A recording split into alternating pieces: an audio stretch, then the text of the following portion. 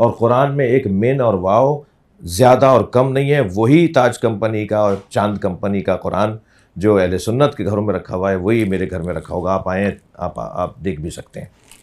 وہی شیعہ مسجدوں میں رکھا ہے, وہی سنی مسجدوں میں رکھا ہے. قرآن ہمارا ایک مین اور واو بھی کم اور زیادہ نہیں ہے, وہی قرآن ہے 30 پاروں کا قرآن. اہل سنت کے ساتھ ہمارے اختلافات ایک دم سے کھڑے ہو جائیں گے اور ہم پھر اس کو حل نہیں کر سکیں گے. اس لیے کہ اس وقت تو دشمن ڈھونڈ رہا ہے وہ ایک چھوٹی سی چیز مل جائے اختلاف کی, اس کو ایسا دھماکہ کر دیا جائے. لیکن جب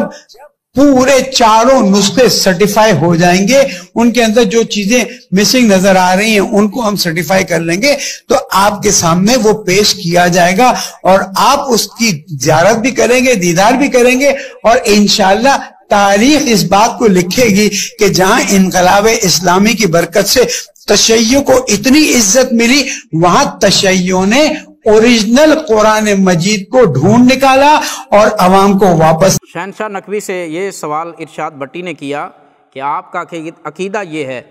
کہ یہ موجودہ قرآن جس کے اندر 6666 آیات ہیں یہ اصلی نہیں ہے, کہ شیعہ کے عقیدے کے مطابق اصلی قرآن امام غائب کے پاس ہے اور وہ 1150-1200 سال سے غار کے اندر لیے بیٹھے ہیں. جب وہ ظہور فرمائیں گے تو وہ اصلی قرآن سامنے لائیں گے.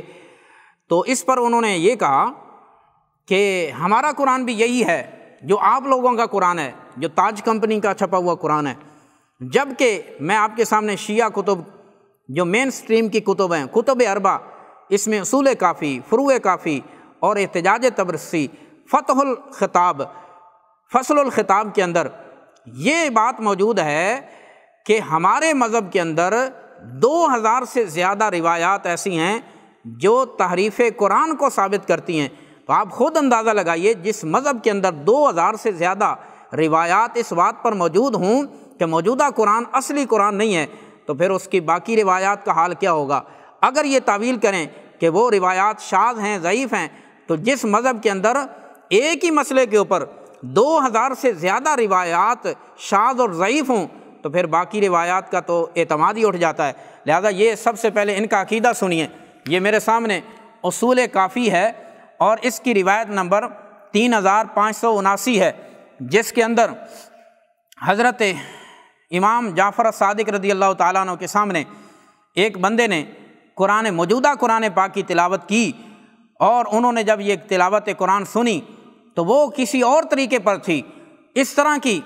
قرآن پاک کی تلاوت نہیں تھی جو لوگ یہ پڑھتے ہیں. تو حضرت امام جعفر صادق رضی اللہ تعالیٰ عنہ نے کہا کف عن ھذہ القراءۃ,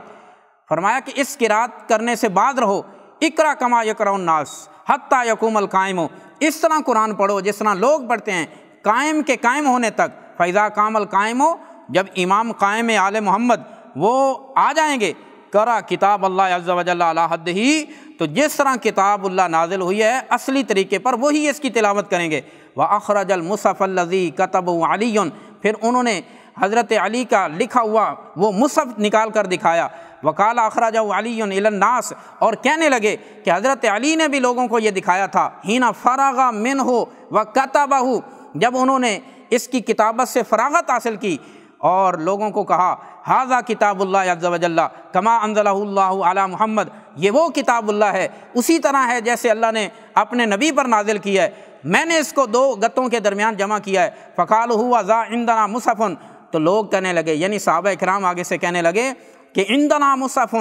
ہمارے پاس بھی ایک مصحف ہے, جامع فیہ القرآن, جس کے اندر قرآن جمع ہوا ہے. لا حاجت لنا فیہ, تو اس کی ہمیں کوئی حاجت نہیں جو تم قرآن لکھ کر لائے ہو. فقال اما واللہ, مولا علی نے فرمایا اللہ کی قسم, ما ترونہ بعد یومکم ھذا ابدا, اس کے بعد تم کبھی بھی اس قرآن کو نہیں دیکھ سکو گے. کان علی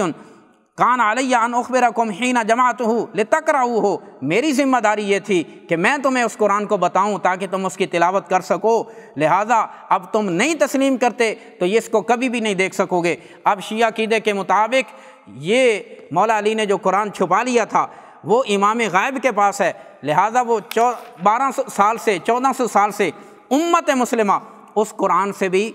بالکل بے خبر ہے, اور وہ قرآن جو ھدی للعالمین ہے, ھدی للناس ہے, اس ہدایت سے بھی بے بہرا ہے,